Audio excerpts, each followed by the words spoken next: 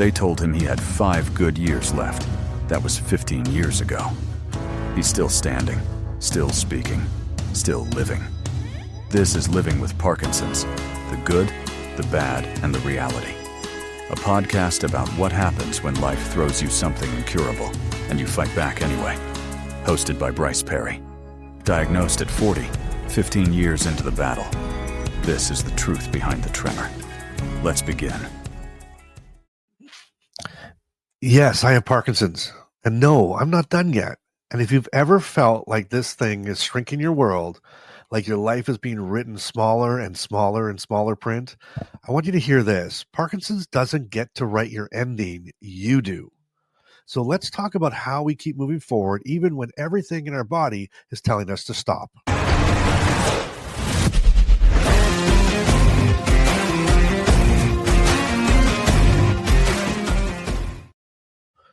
Well, welcome back, my friends. And to anyone new here, I'm really glad that you found this space. I'm Bryce, and this is Life in Motion, the Parkinson podcast. And we're about real... What's going on here?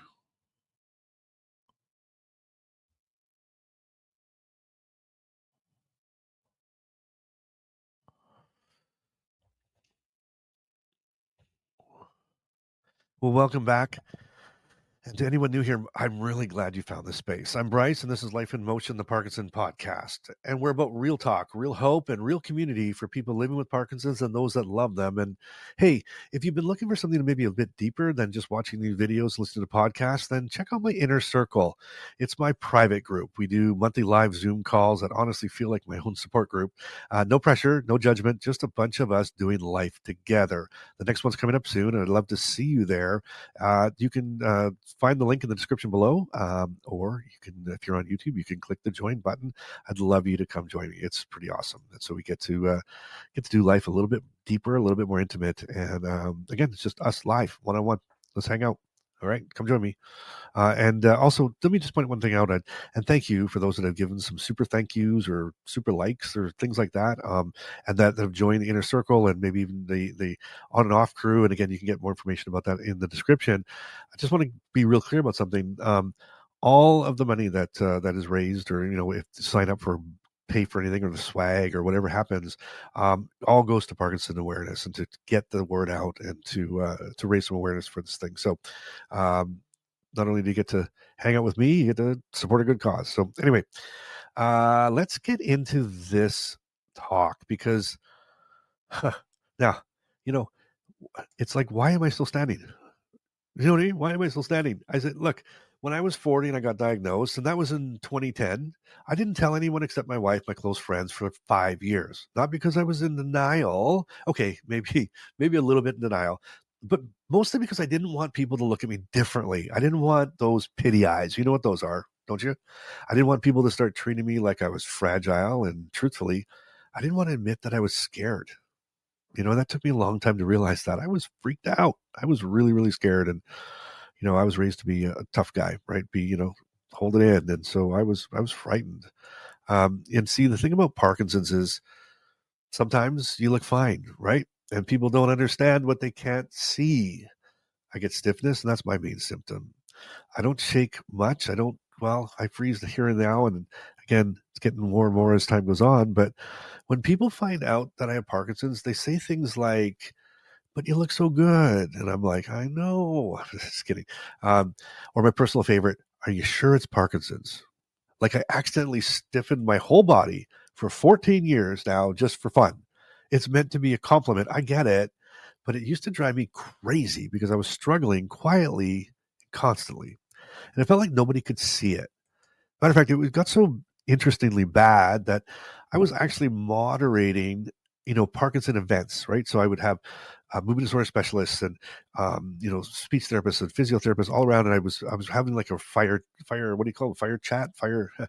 Fireside chats, and moderating a panel of these for Parkinson's awareness, for people with Parkinson's really, and their caregivers and, healthcare workers and whatnot.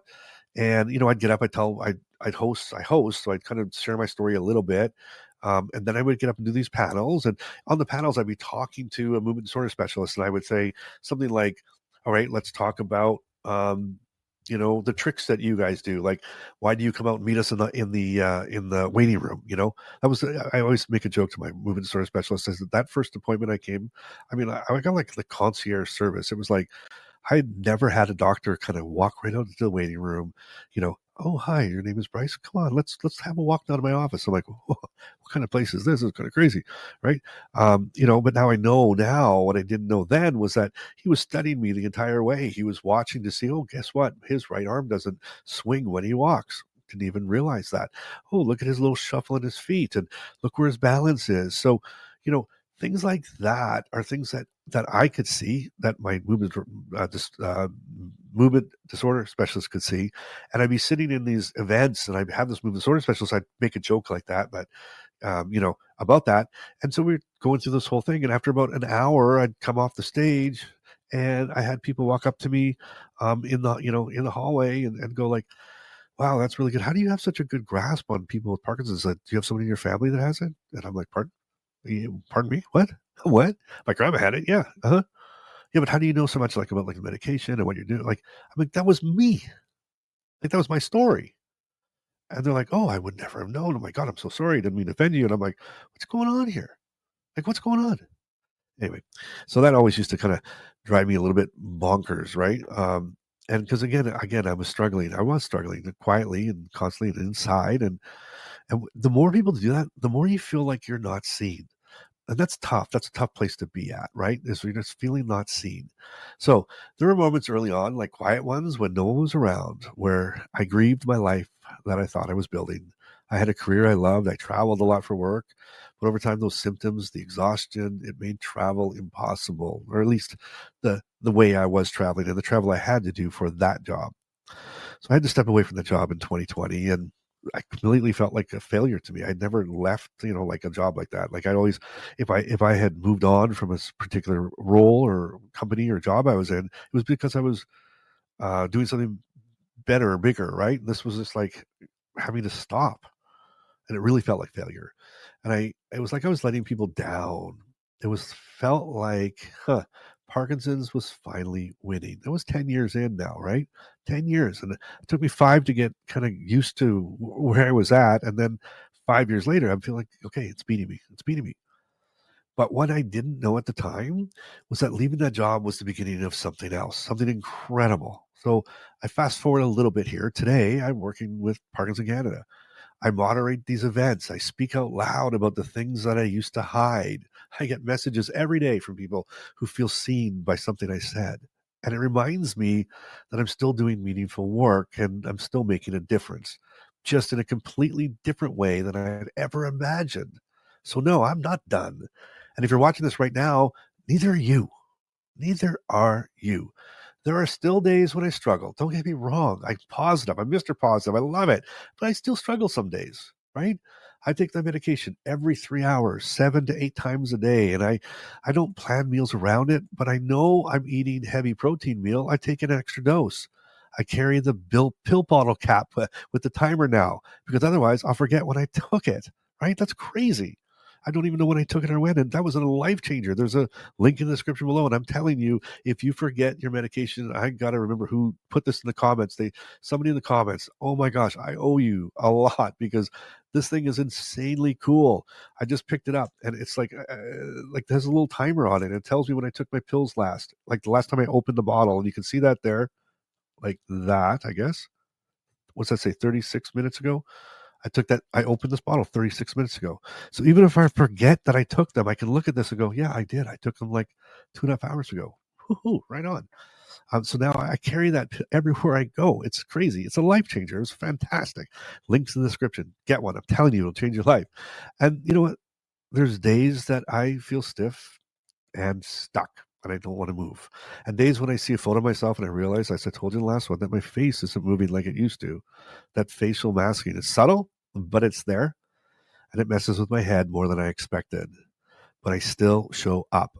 I still film these things. I still speak. I still create, because doing something is better than nothing, and forward is forward. I've always thought that forward is forward, right? I don't know what Parkinson's looks like for you. Maybe you shake, maybe you freeze, maybe it's pain, maybe it's fatigue, maybe it's all of the above. I don't know, but I do know this. You're still here, you're still breathing, and that means there's still something left in your tank. You don't have to be productive. You don't have to prove your worth to anybody, but you do get to keep living with purpose, with joy, and with grit. Even if your hand is shaking while you're doing it, it doesn't matter. You show up and you do it.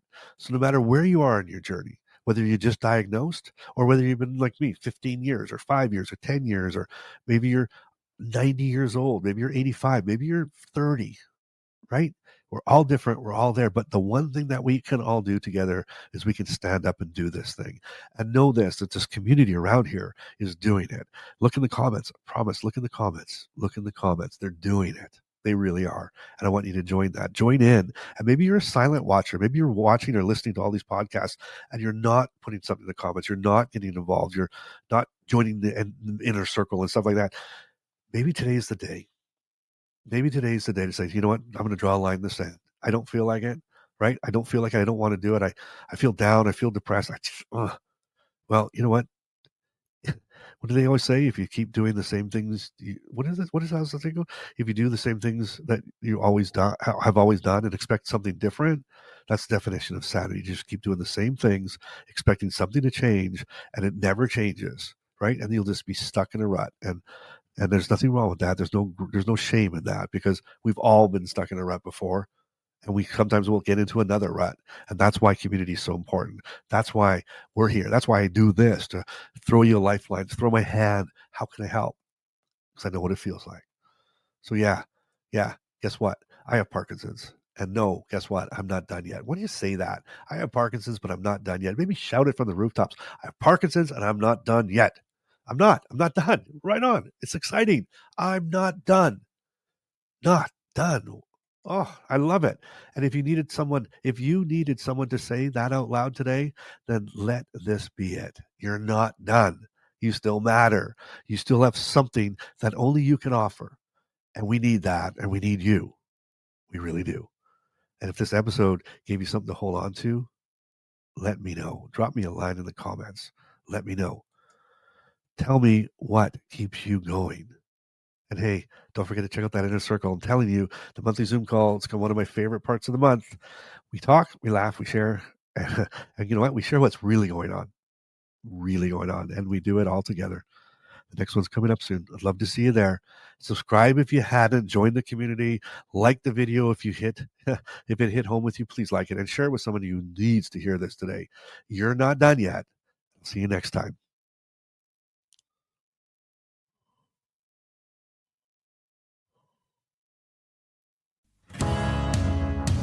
Parkinson's may be part of your life, but it doesn't get to define it.